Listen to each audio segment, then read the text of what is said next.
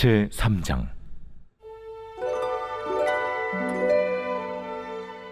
룻의 시어머니 나오미가 그에게 이르되, 내 딸아, 내가 너를 위하여 안식할 곳을 구하여 너를 복되게 하여야 하지 않겠느냐. 내가 함께하던 하녀들을 둔 보아스는 우리의 친족이 아니냐.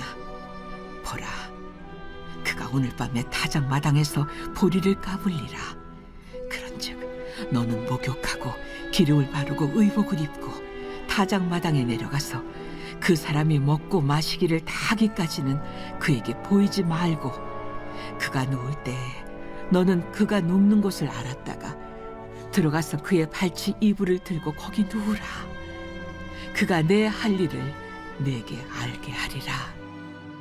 어머니의 말씀대로 내가 다 행하리이다 하니라. 그가 타작마당으로 내려가서 시어머니의 명령대로 다 하니라. 보아스가 먹고 마시고 마음이 즐거워 가서 곡식단 더미의 끝에 눕는지라. 룻이 가만히 가서 그의 발치 이불을 들고 거기에 누웠더라. 밤중에 그가 놀라 몸을 돌이켜 본즉 한 여인이 자기 발치에 누워 있는지라. 이르되, 내가 누구냐? 나는 당신의 여종 루시오니 당신의 옷자락을 펴 당신의 여종을 덮으소서. 이는 당신이 기업을 물을 자가 됨이니이다. 내 딸아, 여호와께서 내게 복 주시기를 원하노라. 내가 가난하건 부하건 젊은 자를 따르지 아니하였으니 내가 베푼 인애가 처음보다 나중이 더하도다. 그리고 이제 내 딸아, 두려워하지 말라. 내가 내 말대로 내게 다 행하리라. 내가 현숙한 여자인 줄을 나의 성읍 백성이 다 아느니라. 참으로 나는 기업을 물을 자이나 기업 물을 자로서 나보다 더 가까운 사람이 있으니 이 밤에 여기서 머무르라. 아침에 그가 기업 물을 자의 책임을 내게 이행하려 하면 좋으니 그가 그 기업 물을 자의 책임을 행할 것이니라. 만일 그가 기업 물을 자의 책임을 내게 이행하기를 기뻐하지 아니하면 여호와께서 살아계심을 두고 맹세하노니 내가 기업 물을 자의 책임을 내게 이행하리라. 아침까지 누워 있을지니라 하는지라. 룻이 새벽까지 그의 발치에 누웠다가 사람이 서로 알아보기 어려울 때에 일어났으니 보아스가 말하기를, 여인이 타작마당에 들어온 것을 사람이 알지 못하여야 할 것이라. 내 겉옷을 가져다가 그것을 펴서 잡으라. 그것을 펴서 잡으니 보리를 6번 되어 룻에게 지워주고 성읍으로 들어가니라. 룻이 시어머니에게 가니, 내 딸아, 어떻게 되었느냐. 룻이 그 사람이 자기에게 행한 것을 다 알리고 이르되, 그가 내게 이 보리를 6번 되어주며 이르기를 빈손으로 내 시어머니에게 가지 말라 하더이다. 내 딸아, 이 사건이 어떻게 될지 알기까지 앉아있으라. 그 사람이 오늘 이 일을 성취하기 전에는 쉬지 아니하리라. 하니라. 제4장.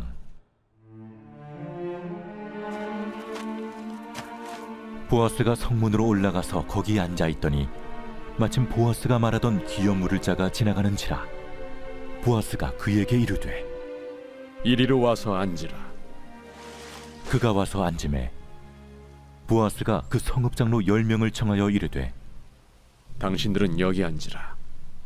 그들이 앉으매 보아스가 그 기업 물을 자에게 이르되, 모압 지방에서 돌아온 나오미가 우리 형제 엘리멜렉의 소유지를 팔려하므로 내가 여기 앉은 이들과 내 백성의 장로들 앞에서 그것을 사라고 내게 말하여 알게 하려 하였노라.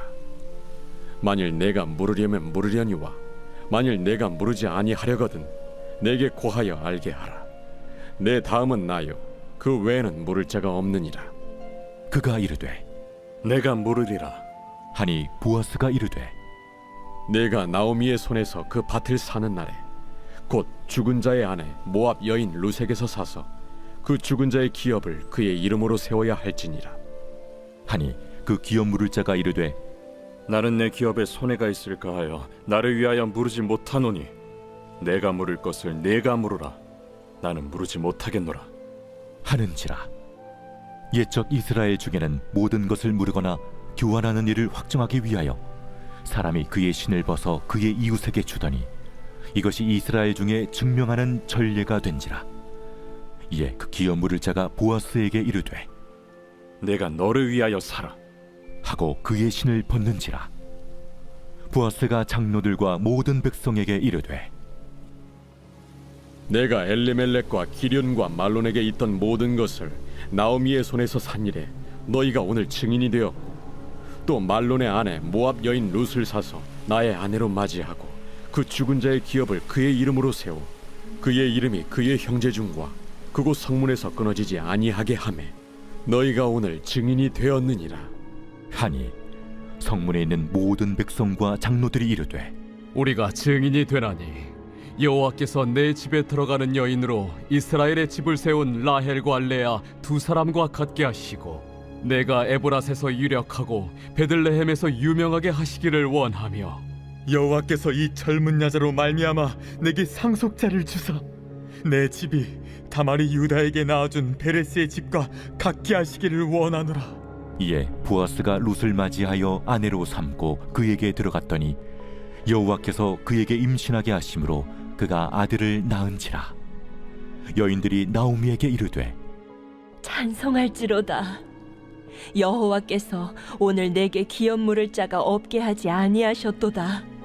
이 아이의 이름이 이스라엘 중에 유명하게 되기를 원하노라. 이는 내 생명의 회복자이며 내 노년의 봉양자라. 곧 너를 사랑하며 일곱 아들보다 귀한 내 며느리가 낳은 자로다. 하니라. 나오미가 아기를 받아 품에 품고 그의 양육자가 되니 그의 이웃 여인들이 그에게 이름을 지어주되 나오미에게 아들이 태어났다 하여 그의 이름을 오벳이라 하였는데 그는 다윗의 아버지인 이새의 아버지였더라. 베레스의 계보는 이러하니라. 베레스는 헤스론을 낳고 헤스론은 람을 낳았고 람은 암미나답을 낳았고 암미나답은 나손을 낳았고 나손은 살몬을 낳았고 살몬은 보아스를 낳았고 보아스는 오벳을 낳았고 오벳은 이새를 낳고 이새는 다윗을 낳았더라.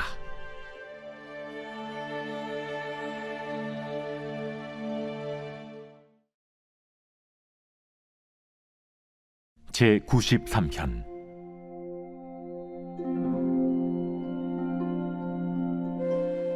여호와께서 다스리시니 스스로 권위를 입으셨도다. 여호와께서 능력의 옷을 입으시며 띠를 띠셨으므로 세계도 견고히 서서 흔들리지 아니하는도다. 주의 보좌는 예로부터 견고히 섰으며 주는 영원부터 계셨나이다. 여호와여, 큰 물이 소리를 높였고 큰 물이 그 소리를 높였으니 큰 물이 그 물결을 높이나이다.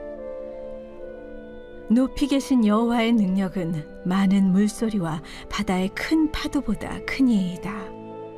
여호와여, 주의 증거들이 매우 확실하고 거룩함이 주의 집에 합당하니 여호와는 영원 무궁하시리이다.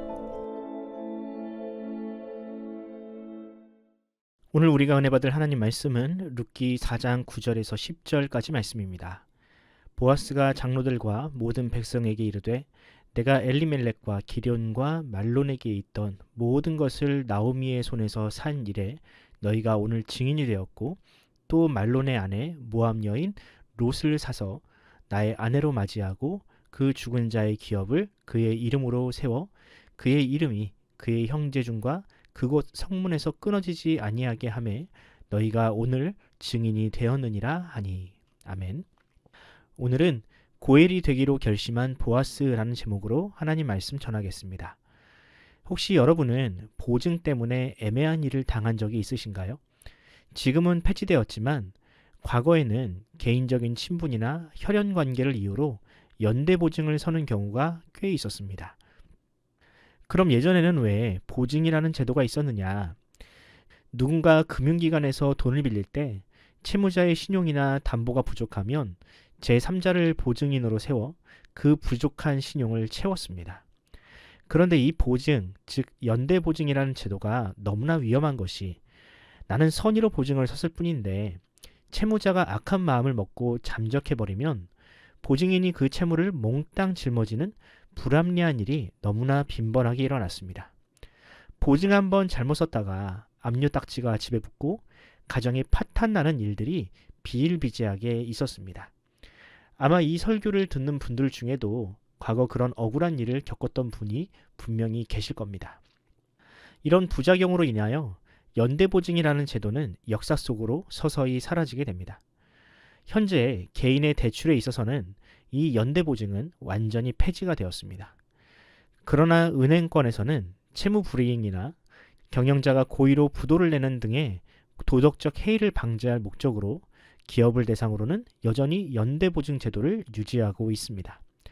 기업인들 역시 금리 0.1%가 아쉽기 때문에 이 제도가 유지되기를 원하고 있습니다. 그럼 이런 보증이라는 제도가 무조건 나쁜 것이냐? 꼭 그렇지는 않습니다. 일명 통화스와프라는 제도는 국가가 연대하여 위기를 대비하는 좋은 보증제도입니다. 스와프는 각국의 화폐를 맞교환하는 제도로 거래 시점의 환율로 타국의 외화를 사들이거나 팔 수 있는 국가 간의 약속인데요. 이는 실질적으로 외환을 보유하고 있는 효과를 발휘하여 국가의 신용도를 높이고 외화가 빠져나가는 위기 상황에서도 이를 적절하게 방어할 수 있는 좋은 제도입니다. 우리나라 역시 과거 IMF 때와 같은 위기를 반복하지 않고자 일본과 캐나다, 스위스, 중국 등과 같은 나라들과 통화 스와프를 체결한 상태입니다. 성경을 보면 이런 보증과 관련된 구절들이 많이 등장합니다. 특히 잠언에는 남의 빛에 보증을 서는 일을 부정적으로 보는 구절이 많이 등장합니다. 반면에 이런 보증을 하나님의 선하심을 드러내는 긍정적인 수단으로 활용하는 구절들도 많이 있습니다. 오늘은 지금으로서는 조금 이해하기 어려운 하지만 공동체를 지키기 위한 긍정적인 제도인 고엘을 여러분과 함께 살펴보고자 합니다. 고엘은 이스라엘 백성들의 재산과 생명을 보호하기 위한 일종의 공동체법으로 가까운 친척에게 생긴 문제는 그 가문에서 책임을 져야 한다는 일종의 보증제도였습니다. 예를 들면 누군가 빚을 져서 해외로 팔려가야 하는 상황이 생기면 가까운 친척이 나서서 그를 그 노예 신분에서 해방시켜줘야 했습니다. 여기까지는 그럴 수 있다고 생각이 되지만 이 책임이 부부관계에까지 적용되면 얘기가 복잡해집니다. 하나님은 자식을 낳지 못해서 대가 끊기는 경우에도 가까운 친척이 책임을 져야 한다고 하십니다. 예를 들면 형이 아들을 낳지 못하고 죽으면 과부가 된 형수를 동생이 없으면 사촌이라도 아들을 낳을 때까지 남편 노릇을 해야 했습니다. 그럼 아들을 낳으면 어떻게 되나요? 그럼 그 아들이 그 가문의 새로운 주인이 되어 유산과 땅을 소유하게 됩니다.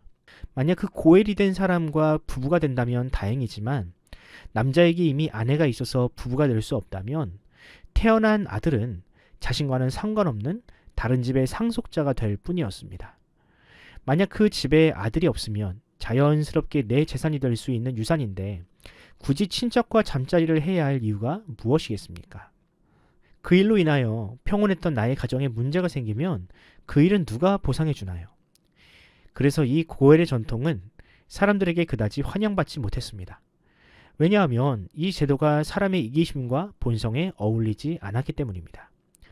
룻기를 보면 고엘이라는 제도가 얼마나 사람들에게 부담스러운 제도였는지를 어렴풋하게 짐작할 수 있습니다. 룻기 4장 6절입니다. 그 기업 물을 자가 이르되 나는 내 기업에 손해가 있을까 하여 나를 위하여 물으지 못하노니 내가 물을 것을 내가 물으라 나는 물으지 못하겠노라 하는지라. 미망인이 된 룻을 구제할 첫 번째 고엘은 그 책임을 포기했습니다. 이 유기된 책임은 룻기의 또 다른 주인공이자 다윗의 조상이 될 보아스가 감당합니다. 그 누구도 고엘이 되기 싫어 룻을 거들떠보지도 않았지만 오직 보아스만이 그녀를 돌보았고 자비를 베풀었습니다. 앞서 말씀드렸듯이 기업을 물은다는 것은 명예로운 일이지만 불편한 일입니다.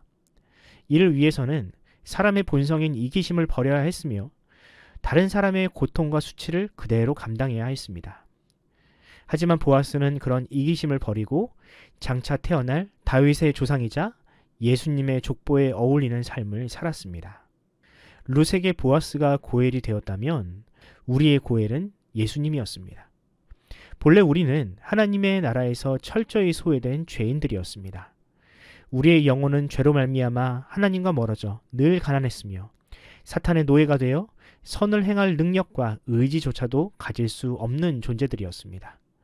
그런 우리를 위해 하나님은 이 땅에 보아스와 같은 기업 물을 자를 보내주셨습니다.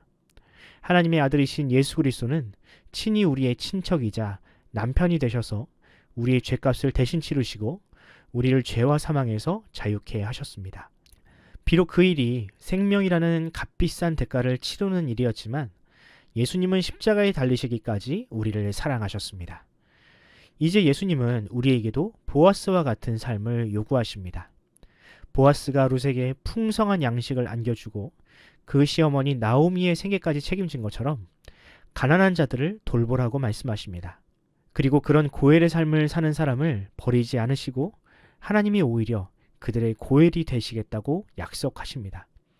누가복음 6장 38절을 읽어드리겠습니다. 주라 그리하면 너희에게 줄 것이니 곧 후이되어 누르고 흔들어 넘치도록 하여 너희에게 안겨주리라. 너희가 헤아리는 그 헤아림으로 너희도 헤아림을 도로 받을 것이니라. 사랑하는 성도 여러분, 우리의 고엘이신 주님은 영적으로 파산한 상태에 있던 우리를 부욕해 하시고 살리셨습니다. 이 땅에서 그 무엇으로도 만족함이 없던 우리에게 참된 양식과 영생이라는 유산을 선물로 주셨습니다.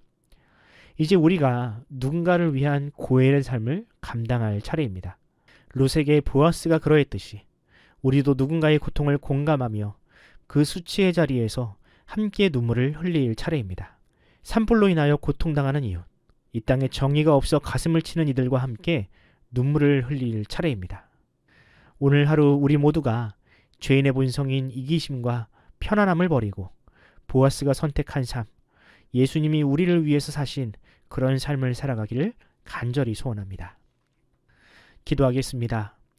죄로 인하여 하나님의 형상도 잃어버리고 영적으로 파산했던 우리를 구원하시고 우리를 자녀 삼아주신 하나님 아버지, 주님의 은혜와 사랑에 감사드립니다.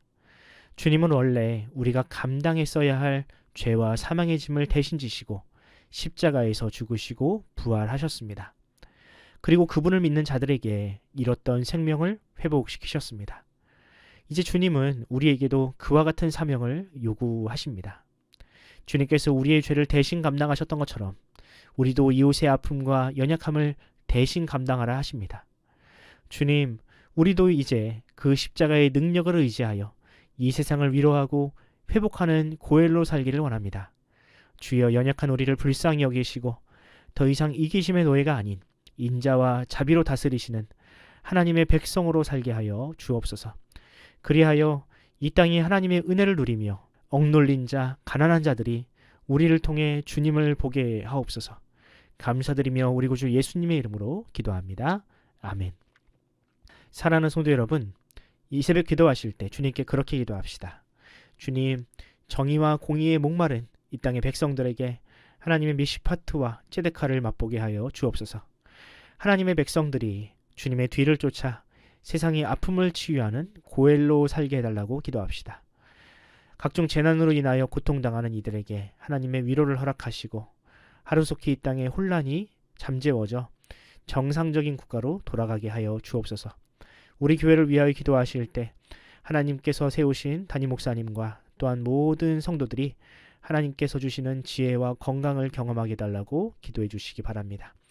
우리 성도들의 생업과 가정을 주님께서 지켜주시고 우리 자녀들에게 꿈과 비전을 허락하옵소서라고 기도하시기 바랍니다. 환우들을 위해 기도하실 때 우동락 성도님과 김창욱 집사님, 차길선 집사님을 위해 기도해 주십시오. 또 이춘장 원사님의 항암치료, 이준우 어린이의 회복을 위해서도 마찬가지로 기도하면서 오늘 하루를 시작하도록 하겠습니다. 함께 기도합시다.